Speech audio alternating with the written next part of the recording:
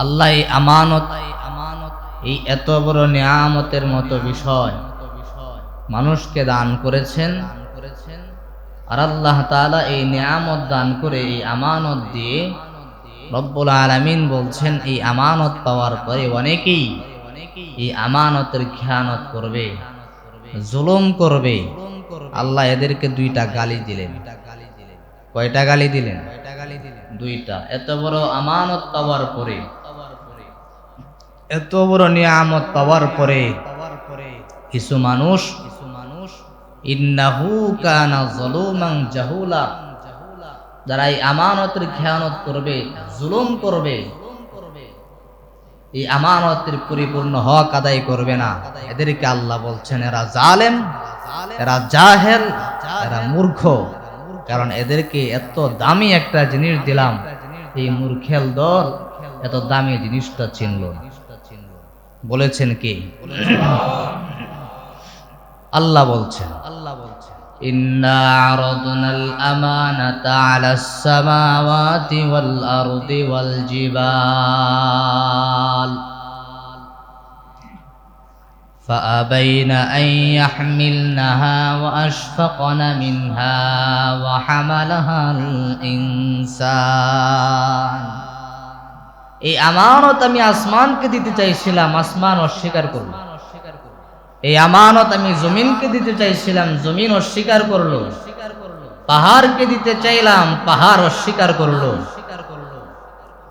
অতঃপর এই আমানত গ্রহণ করলো। ওয়া হামালাহাল ইনসান, মানুষ এটা বহন করলো, গ্রহণ করলো। কিন্তু গ্রহণ করার পরেও মানুষ এই আমানতের খেয়ানত করবে, পরিপূর্ণ হক আদায় করবে না, কোরআনের কদর করবে না। আল্লাহ এদেরকে গালি দিলেন, ইন্নাহু কানা যালুমান জাহুলা, এরা জালেম, এরা জাহেল, এরা কোরআনের উপর জুলুম করেছে, কোরআনের হক আদায় করে নাই, কোরআনের আজমত করে নাই, কোরআনের মোহাব্বত করে নাই, কোরআন পড়ে নাই, কোরআনের মতো এত দামি নিয়ামত পাওয়ার পরেও এরা কদর করে। আমাদের ঘরে কোরআন থাকে, কিন্তু কোরআন আমরা পড়ি না। তখতার উপরে থাকে তো থাকে, বছরের পর বছর চলে যায়, এই কোরআনকে কেউ ধরে না। এই কোরআন অভিসম্পাত করে, যেই ঘরে কোরআন থাকে আর কোরআন পড়া হয় না, কোরআনকে অবমূল্যায়ন করা হয়, এই ঘরের মধ্যে কোরআন অভিসম্পাত করে, রহমতের ফেরেশতা আসে না।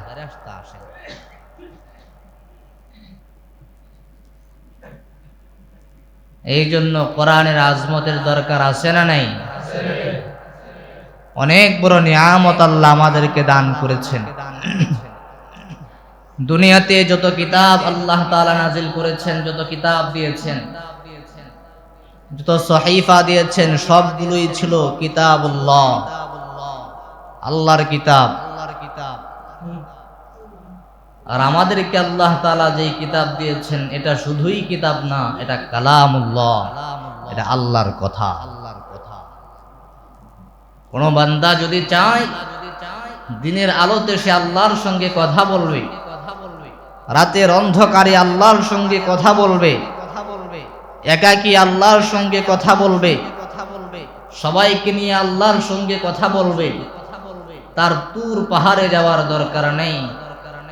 সে যেখানে ইচ্ছা সেখানে বসে তার ইখতিয়ার অনুযায়ী দিনের আলোতে হোক রাতের অন্ধকারে হোক, সে আল্লাহর সঙ্গে সরাসরি কথা বলতে পারে। কারণ যে কোরআন পড়ল সে সরাসরি আল্লাহর সঙ্গে কথা বলল। এই জন্যই কোরআনের সাথে যার সম্পর্ক যত গভীর হবে, যার সম্পর্ক যত বেশি হবে, তার মর্যাদা আল্লাহ তত বাড়াইয়া দিবে। এই জন্য আল্লাহ রাব্বুল আলামিন বলছেন, শাহরু রমাদানাল্লাযী উনজিলা ফীহিল কুরআন।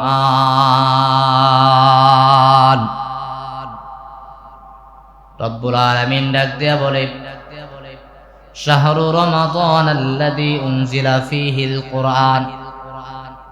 রমাদান মাস হলো এমন একটা মাস, যে মাসে আমি আল্লাহ কোরআন নাজিল করেছি।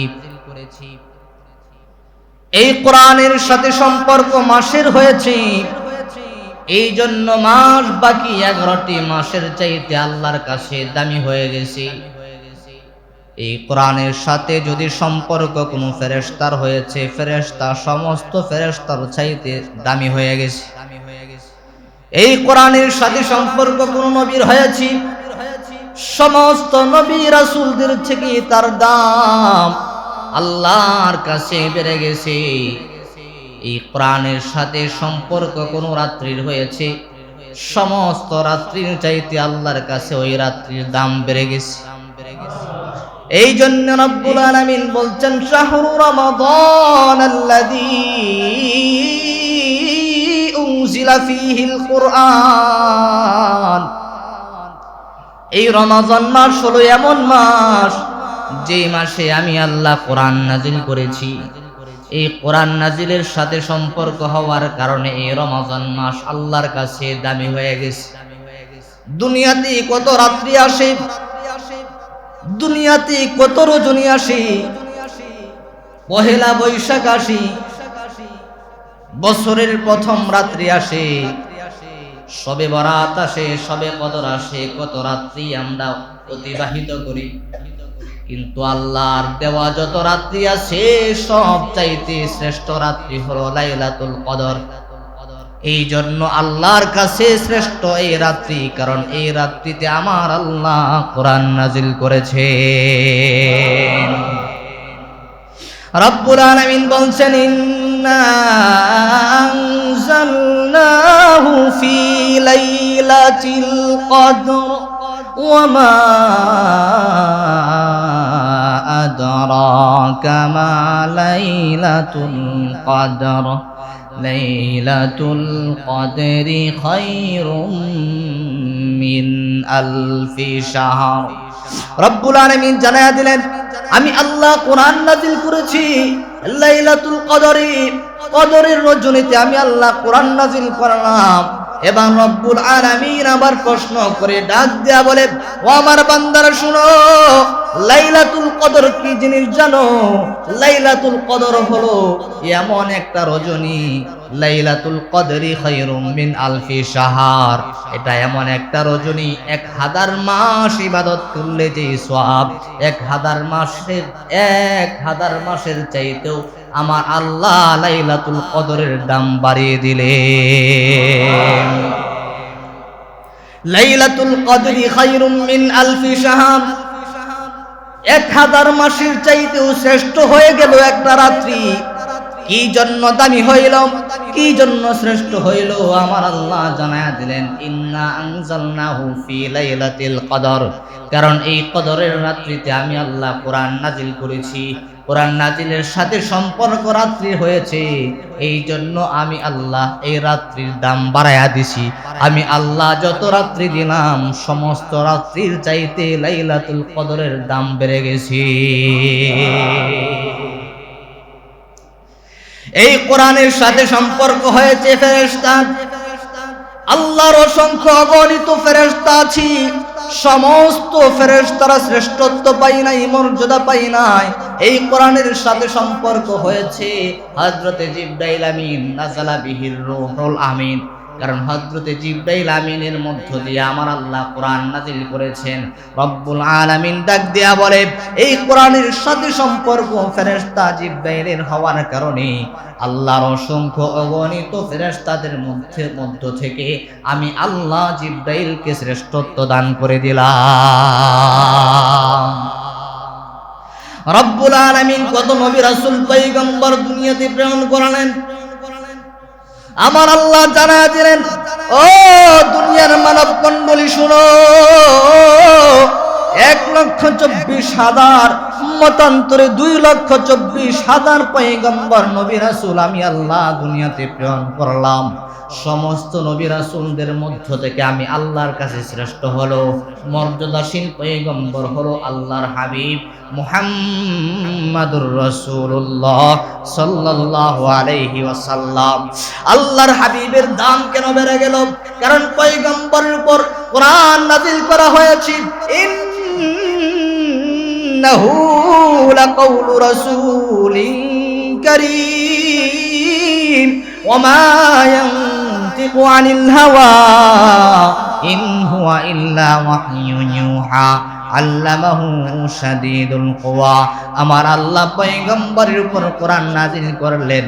এই কোরআন নাজিলের সাথে কোরআনের সাথে পয়গম্বরের সম্পর্ক হওয়ার কারণে সমস্ত পয়গম্বরদের মধ্য থেকে আমার আল্লাহ বিশ্বনবীর দাম বাড়ায়া দিলেন। এই কোরআনের সাথে সম্পর্ক যার যত বেশি হবে তার মর্যাদা তত বাড়িয়ে দিবেন কে? রব্বুল আলামিন ডাক দেয়া বলেন, ইয়ারফাইল্লাহুল্লাযীনা আমানু মিনকুম ওয়াল্লাযীনা উতুল ইলমা দারাজাত। ঈমান আনয়ন করার পরে মুমিনদের মধ্য থেকে আমি আল্লাহর কাছে ওই ব্যক্তি শ্রেষ্ঠ, ওই ব্যক্তি দামি যে নাকি উতুল ইলম, যে নাকি আহলে ইলম, কোরআনের ইলম অর্জন করেছে, তিনি ইলম শিক্ষা অর্জন করেছে। আল্লাহর হাবিব জানায়া দিলেন, আল্লাহর আসমানের নিচে জমিনের উপরে সবচাইতে ভালো মানুষ কারা জানো? সবচাইতে শ্রেষ্ঠ মানুষ কারা জানো? আমি পয়গম্বর জানায়া দিলাম, খায়রুকুম মান তাআল্লামাল কুরআনা ওয়া আল্লামা, যে নাকি কোরআন শিক্ষা করে এবং কোরআন শিক্ষা দেয়। আমি হাবিব জানায়া দিলাম, আল্লাহর আসমানের নিচে জমিনের উপরে সবচাইতে উত্তম শ্রেষ্ঠ মানুষ হলো তারা। কিন্তু আমাদের কাছে সবচাইতে অবহেলার মানুষ হলো তারা, ঠিক না? কারণ সস্তায় পাইছি যে, সস্তায় পাইছি তো এই জন্য আমাদের কাছে কোনো দাম নেই। কিন্তু একজনের কাছে দাম আছে, তিনি কে? আল্লাহর কাছে দাম আছে না? আপনারা দাম দিলেই কি না দিলেই, যিনি দেওয়ার তিনি দিয়া দিচ্ছেন। ওই দিন মানুষ আফসোস করবে, আহ কি করলাম দুনিয়াতে, কেন কোরআনের আজমত করলাম না, কেন কোরআনকে মহব্বত করলাম না, কেন কোরআন ওয়ালাদের সাথে সম্পর্ক গড়লাম না। যখন দেখবে সুপারিশ মাত্র কয়েকজন করতে পারবে, নবীরা সুপারিশ করার ক্ষমতা পাবে, এরপরে উলামায়ে কেরাম সুপারিশ করার ক্ষমতা পাবে, হাফেজে কোরআন সুপারিশ করার ক্ষমতা পাবে, কোরআন সুপারিশ করার ক্ষমতা পাবে। এই তিন শ্রেণী, এই কোরআন এবং দুই শ্রেণীর মানুষ ছাড়া আর কেউ আল্লাহর কাছে জাহান্নামীদের ব্যাপারে সুপারিশ করার সাহস পাবে না। ওই দিন আফসোস করবে, একটু যদি সম্পর্ক করতে পারতাম আজকে কাজে লাগে, একটু যদি তাআল্লুক থাকতো। মানুষ খুঁটা দিবে, মানুষ সামনে গিয়া দাঁড়াবে যে দুনিয়াতে আমি আপনার এই খেদমত টুকুন করেছিলাম, আজকে আমাকে বাঁচান, আজকে আল্লাহর কাছে একটু সুপারিশ করেন। আর না হয় আমরা যে পাপী, কত নাফরমানি করেছি আল্লাহর শানে, ঠিক মতো আল্লাহর হুকুম আহকামগুলো পালন করি নাই, আল্লাহর কাছে কি পেশ করব? আল্লাহ রাসূল সাল্লাল্লাহু আলাইহি ওয়াসাল্লাম কয়জনকে চিনে চিনে জান্নাতে ঢুকাইবেন? একজনের পক্ষে এত মানুষের সুপারিশ সময়ের তো ব্যাপার, কথা বলেন। কিন্তু নবীর ওয়ারিস উলামায়ে কেরাম আছে না নাই? আল্লাহ তাদেরকে ওই ক্ষমতা দান করবে। আপনারাও দেখেন, কোরআনের সাথে কারো সম্পর্ক ছিল, আপনাদের সাথে কারো সম্পর্ক ছিল, দেখেন নবীর ওয়ারিস উলামায়ে কেরাম আল্লাহর হাবিবের পক্ষ থেকে দেখে দেখে জাহান্নাম থেকে উঠায়া জান্নাতি বানায়া দিবে। আল্লাহর হাবিব সাল্লাল্লাহু আলাইহি ওয়াসাল্লাম জানায়া দিলেন, ও আমার উম্মতেরা শোনো, একজন হাফিজে কোরআন কি, একজন হামিলে কোরআন কি আমার আল্লাহ এত মর্যাদা দিবেন, এত মর্যাদা দিবেন। রাসূল সাল্লাল্লাহু আলাইহি ওয়াসাল্লাম জানায়া দিলেন, সমস্ত হাসরবাসীদের সামনে একজন হাফিজে কোরআনকে বলা হবে, ইকালু লিসাহিবিল কুরআন ইকরা ওয়ারতাকি ওয়ারাতিল কামা কুনতা তুরাতিলু ফিদ দুনিয়া। আল্লাহর হাবিব জানায়া দিলেন, একজন হামিলে কোরআন কি, একজন হাফিজে কোরআনকে বলা হবে ওয়া হাফিজে কোরআন। ইকালু লিসাহিবিল কুরআন, তুমি দুনিয়াতে কোরআন পড়তা, ইকরা ওয়ারতাকি ওয়ারাতিল কামা কুনতা তুরাতিলু ফিদ দুনিয়া। আমি আল্লাহর কত স্তরে স্তরে জান্নাত আছে, কত বড় বড় জান্নাত আছে, একজন হাফেজে কোরআনকে কোন জান্নাতের মালিক বানাবে, বরং আমার আল্লাহ ভাগাভাগি নির্দিষ্ট করে না দিয়া আল্লাহর হাবিবের মাধ্যমে জানায়া দিলেন। একজন হাফেজে কোরআনের সম্মান প্রদর্শন করতে গিয়া আমার আল্লাহ সেদিন বলবেন ইকরা ওয়ারতাকি, তুমি পড়তে থাকো আর চলতে থাকো। আরে কোন জান্নাতের মালিক তোমাকে বানাবো? ওই জান্নাত যদি তোমার শানে না যায়, ওই জান্নাত যদি তোমার লেভেলে না আসে, এই জন্য আল্লাহর হাবিব জানায়া দিলেন ওই হাফেজে কোরআন কি বলা হবে, ইকরা ওয়ারতাকি ওয়ারাত্তিল কামা কুনতা তুরাত্তিলু ফিদ দুনিয়া ফাইন্না মানজিলাকা ইনদা আখিরি আয়াতিন তাকরাউহা। ও হাফেজে কোরআন, দুনিয়াতে যেরকম ভাবে শুদ্ধ করে বিশুদ্ধ করে তার দিলের সাথে তিলাওয়াত করতে, আজকের এই দিনে তুমি একটা আয়াত পড়বা, আল্লাহর জান্নাতের এক তলায় তুমি আরোহণ করবা। 2 নাম্বার আয়াত তিলাওয়াত করবা, আল্লাহর জান্নাতের দ্বিতীয় তলায় আরোহণ করবা। যেখানে তোমার তিলাওয়াত শেষ হয়ে যাবে ওখানেই তোমার গন্তব্য হয়ে যাবে। এভাবে একজন হাফেজে কোরআন আলিফ লাম মিম থেকে শুরু করবে, মিনাল জিন্নাতি ওয়ান নাস পর্যন্ত গিয়া থামবে। আমার আল্লাহ তার তিলাওয়াত অনুযায়ী 6666 তলা জান্নাতের মালিক বানায়া দিবে। আরে কোন জান্নাত তোমাকে দেব? তোমার শানে তো যায় না, তুমি পড়তে থাকো আর চড়তে থাকো। আল্লাহু আকবার। এত সম্মান দিবে, কি ভাবছেন? হ্যাঁ, এই জন্য আল্লাহর হাবিব জানায়া দিলেন কুন আলিমান, দুনিয়াতে তুমি আলেম হয়ে যাও, আও মুতাআল্লিমান, অথবা আলেম হতে পারলা না আলেমের ছাত্র হয়ে যাও, আও মুআইনান, তুমি ছাত্র হইতে পারলা না, বয়স হয়ে গেছে, লেখাপড়া করবার আর সুযোগ তোমার নাই, আও মুআইনান, তাহলে কোরআন ওয়ালাদের তুমি সাহায্যকারী হয়ে যাও, কোরআনকে তুমি সহযোগিতা করো, কোরআনের প্রতিষ্ঠানে তুমি সহযোগিতা করো। তোমার সাহায্য করবার কোনো যোগ্যতা নাই, সাহায্য করবার কোনো সামর্থ্য তোমার নাই। এবার হাবিব জানায়া দিলেন না মুহিব্বা, সামর্থ্য নাই, আলেম হইতে পারলা না, আলেমের ছাত্র হওয়ারও কোনো সুযোগ তোমার নাই। আমি হাবিব জানায়া দিলেন না মুহিব্বা, তাহলে অন্তত দিল থেকে মুহাব্বত করবা, কোরআনকে মুহাব্বত করবা, কোরআন ওয়ালাকে মুহাব্বত করবা। এবার হাবিব জানায়া দিলেন ওয়ালা তাকুন খামিসা, ও আমার উম্মতেরা শুনো, 4টা অপশন রাখলাম। 1 নাম্বার হলো হয়তো দুনিয়াতে আলেম হয়ে যাইবা, আও মুতাআল্লিমান, আর না হয় আলেমের ছাত্র হয়ে যাইবা। আলেমের ছাত্র তুমি হতে পারলা না, টাকা পয়সা আছে, টাকা পয়সা দিয়া শ্রম দিয়া পরিশ্রম করে তাদেরকে সহযোগিতা করো, সহযোগিতা করবার যোগ্যতা সামর্থ্য তোমার নাই, তাহলে আও মুহিব্বা, অন্তত দিল থেকে মুহাব্বত করবা। আল্লাহর হাবিব জানায়া দিলেন উম্মতরা সাবধান সাবধান, ওয়ালা তাকুন খামিসা। অপশন 4টাই আছে, 5 নাম্বারটা হলো না। 5 নাম্বারটা হলো এই 4টা যদি না করতে পারো, 4টার বিপরীত তাদের বিরুদ্ধাচরণ করবা না। যদিও বিরুদ্ধাচরণ করো, দুনিয়াতে আল্লাহর ইজ্জতের মধ্যে আঘাত লেগে যাবে। একটা বিষয় খেয়াল করে দেখবেন, বর্তমান দুনিয়াতে আলেমদের উপর যে পরিমাণ জুলুম নির্যাতন করা হয়, নিরপেক্ষভাবে যদি একটু বিবেচনা করেন, এদের চারিত্রিক সমস্যার কারণে মানুষ এদের বিরুদ্ধাচরণ করে না, এদের ব্যক্তি আচরণের কারণে এদের বিরুদ্ধাচরণ করে না। 2টা কারণ হইতে পারে। 1 নাম্বার হলো হয়তোবা কোরআন থেকে সত্য কথাগুলো বলেছে, অথবা এই সত্যের উপর ইস্তেকামাত আছে, এই জন্য দুনিয়ার জালেমেরা এই সমস্ত উলামায়ে কেরামের উপর জুলুম করে। কথা বলেন ঠিক কিনা? 2টা কারণে একজন মানুষের, একজন আলেমের চারিত্রিক সমস্যা হইতে গেলে সর্বোচ্চ কি হয়? আমরা সামাজিক দৃষ্টিকোণ থেকে যেটা দেখি, নারী কেলেঙ্কারি বলেন, আর্থিক সমস্যা বলেন, আমরা আলেমরা গিয়া কি আপনাদের কাছে ধার চাই? হ্যাঁ, টাকা পয়সা ধার চায়?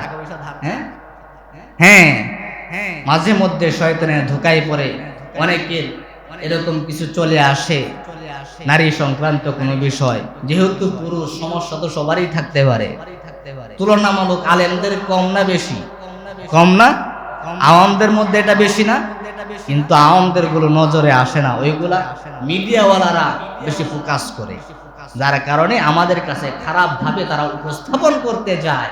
প্রিয় ভাইয়ারা, এগুলা বিষয় না, কিন্তু এগুলার কারণে মানুষ তেমন বিরুদ্ধাচরণ করে না। মানুষ বিরুদ্ধাচরণ করে বেশি তখন যখন একজন আলেম কোরআন থেকে কথাগুলো বলে। কিন্তু মানুষ এটা বুঝে না, ইন্নাহু কানা যালুমান জাহুলা। মানুষ মূর্খ, মানুষ জালেম, মানুষ এটা বুঝে না। আরে আলেমরা তো নিজের কোনো কথা বলছে না, আলেমরা কোরআন থেকে বলছে। আমি যে এই আলেমের বিরুদ্ধাচরণ করছি, আমি মূলত কার বিরুদ্ধাচরণ করছি? আমি কি আলেমের বিরুদ্ধাচরণ করছি নাকি আল্লাহর কথা, আল্লাহর কোরআনের, আল্লাহর বিরুদ্ধাচরণ করছি? আলেমকে আঘাত করছি সত্য কথা বলার কারণে, আমি আঘাতটা করলাম কোথায় আর লাগলো কোথায়? কথা ঠিক না বেঠিক? আঘাতটা করলাম কোথায় আর লাগলো কোথায়? আবুল আহাব আল্লাহর রাসূলকে বলেছিল, তাব্বাল্লাকা ইয়া মুহাম্মদ, হে মুহাম্মদ তুই ধ্বংস হয়ে যা। আল্লাহ সঙ্গে সঙ্গে সূরা আল-আহাব নাযিল করে জানায়া দিলেন, ও নবীজি, বাহ্যিকভাবে যদিও দেখা যায় আবুল আহাব আপনার বিরুদ্ধে বদদুয়া করেছে, আপনাকে পাথর নিক্ষেপ করেছে, ও নবীজি আপনি তো আপনার কথা বলেন নাই, আপনি তো আমি আল্লাহর কথা বলেছেন। আবুল আহাবের এই কথাটা যেন আমি আল্লাহর ইজ্জতে আঘাত লেগেছে, কোন সে আমি আল্লাহর কথার বিরুদ্ধাচরণ করছে। সঙ্গে সঙ্গে আল্লাহ সূরা নাজিল করে আবুল আহাবকে জানায়া দিলেন, আবুল আহাব তুই ধ্বংস, তোর 2 হাত ধ্বংস, তোর বিবি বাচ্চা ধ্বংস, তোর ধন সম্পদ ধ্বংস, তোর সৌন্দর্য ধ্বংস, তোর ক্ষমতা ধ্বংস, খাসিরাত দুনিয়া ওয়াল আখিরাহ, তোর দুনিয়াও ধ্বংস, তোর আখিরাতও ধ্বংস, তোর বংশের কোনো অস্তিত্ব আমি আল্লাহর এই জমিনের উপর রাখব না। আছে কোনো অস্তিত্ব? আপনারা আপনাদের সন্তানদেরকে ভালোবাসা নবজাতক বাচ্চার নাম কি আবুল আহাব এই পর্যন্ত কেউ রাখছে দেখছেন? বংশের ছিটা ফোটাও আল্লাহ এদের রাখে নাই। কিন্তু যারা কোরআনের পক্ষে ছিল, আবু বকর, উসমান, আলী, এদের নাম আছে না নাই? কিয়ামত পর্যন্ত থাকবে কিনা? থাকবে। আল্লাহ তাদের মর্যাদা বৃদ্ধি করে দিয়েছে। আল্লাহু আকবার। এই জন্য কোরআনের পক্ষে থাকবেন না কোরআনের বিপক্ষে? একটু বুঝেন না যে কোরআনের কারণে আল্লাহ মাসটাকে দামি বানায়া দিলেন, এই কোরআনের কারণে আল্লাহ লাইলাতুল কদরকে দামি বানায়া দিলেন, এই কোরআনের কারণে জিব্রাইল ফেরেশতা দামি হয়ে গেল, আল্লাহর হাবিব দামি হয়ে গেল। আরে এই কোরআনের সাথে যদি 20 টাকা গজের একটা কাপড়েরও সামান্য সময়ের জন্য তাআল্লুক হয়, এই কাপড়ের দামটাও বাড়িয়ে দেন কে? আমরা 20 টাকা গজের কাপড় দিয়া কোরআনের কভার বানাই। কোরআনুল হাকিমের কভার বানানোর পরে যদি বাহ্যিকভাবে সে সূরত ধারণ করেছে, এখনো কোরআনের সাথে তার স্পর্শ লাগে নাই, শুধু কোরআনের সূরতে কভারটা সূরত ধারণ করেছে, এই কভারটাও যদি মানুষের পায়ে লেগে যায়, মাটিতে পড়ে যায়, একজন মানুষ নামাজ পড়ুক অথবা না পড়ুক, তার ভিতরে ঈমান বেশি থাকুক আর কম থাকুক, ন্যূনতম যদি সরিষার দানা পরিমাণ ঈমান যদি তার দিলের ভেতরে থাকে, ওই ব্যক্তিটাও পর্যন্ত 20 টাকা গজের কাপড়টাকে মাটি থেকে তুলে চুম্বন করে। আমার আল্লাহ এত দাম বাড়ায়া দেন, এই জন্য আল্লাহর হাবিব জানায়া দিলেন, এই কোরআনুল হাকিমের একটা হরফ যে পড়বে, একটা হরফে আমার আল্লাহ তার আমলনামায় 10টা নেকি লিখিয়া দিবেন। রাসূল সাল্লাল্লাহু আলাইহি ওয়াসাল্লাম জানায়া দিলেন, মান ক্বারাআ হারফাম মিনাল কোরআন, যে নাকি কোরআনুল হাকিম থেকে একটা হরফ তিলাওয়াত করবে, আমার আল্লাহ তার আমলনামায় 10টা নেকি লিখিয়া দেবেন। আর আল্লাহর হাবিব জানায়া দিলেন, মান জাআ বিল হাসানাতি ফালাহু আশরু আমসালিহা, আমার আল্লাহ জানায়া দিলেন, যেহেতু রমজান মাসে 1 এ 10, আল্লাহ 1 থেকে 10 থেকে শুরু করে 70 পরিমাণ পর্যন্ত সওয়াব বৃদ্ধি করে দেন। এই রমজানুল মুবারক যেহেতু দামি হলো কোরআন নাজিলের কারণে, দামি হলো কোরআন নাজিলের কারণে, এই রমজানুল মুবারকে একটা হরফ তিলাওয়াত করলে আমার আল্লাহ ওই বান্দার আমল নামাই 70টা নেকি লিখিয়া দিবে।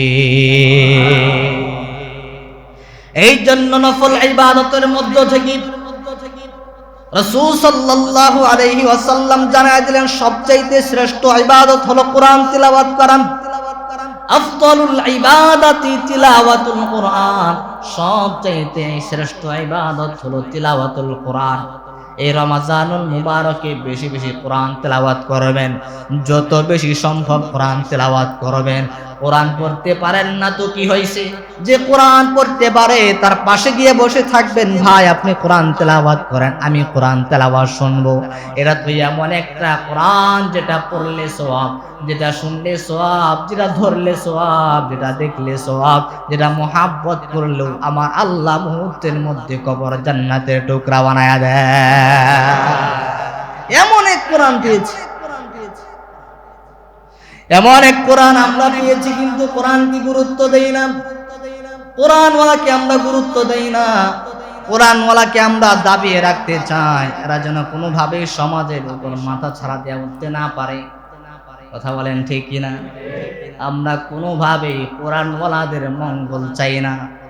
যদি মঙ্গল চাইতাম তাহলে আজকের এই দেশে 24 সালেও এসে এখনো পর্যন্ত কোরআনের পাখি আল্লামা মামুনুল হক জেলখানায় থাকতো না। দোষ কি? শাইখুল হাদিস ইবনে শাইখুল হাদিস, তার বংশের মর্যাদাই তো অনেক বড়, এটাই তো আমাদের মাথায় ধরবে। শাইখুল হাদিস হওয়া চারটাকানি ব্যাপার, চারটাকানি কথা না। তিনি হাদিসের দর্শ দেন। হাদিস কয়জন পড়াইতে পারে নবীর আশেক ছাড়া? মিডিয়ার মাধ্যমে জানাতে চায় এখনো সময় আছে। ইন্না বাতশা রাব্বিকা লাশাদীদ, আল্লাহর ধরা মারাত্মক বড় ধরা। আল্লাহ যখন ধরবে কাউকে ছাড়বে না।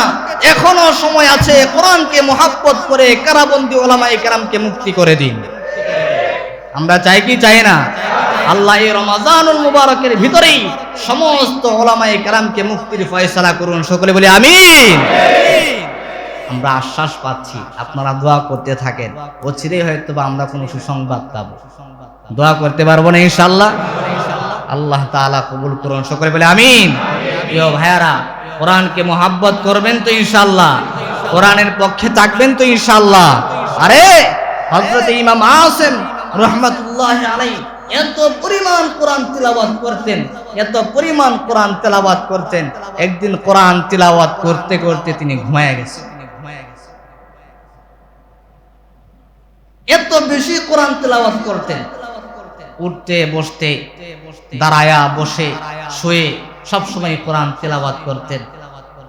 একদিন কোরআন তেলাওয়াত করতে করতে ইমাম আসিম রাহমাতুল্লাহি আলাইহি ঘুমায় গেলেন। আল্লাহর কি খেলা! ঘুমের মধ্যে আখিরি জামানার পয়গম্বর মুহাম্মদুর রাসূলুল্লাহ সাল্লাল্লাহু আলাইহি ওয়াসাল্লাম এসে হাজির। ডাক দেয়া বলে, আসিম, তোমার কোরআন তেলাওয়াত আমি হাবিবের কাছে এত ভালো লাগে, এত ভালো লাগে, এত মিষ্টি লাগে।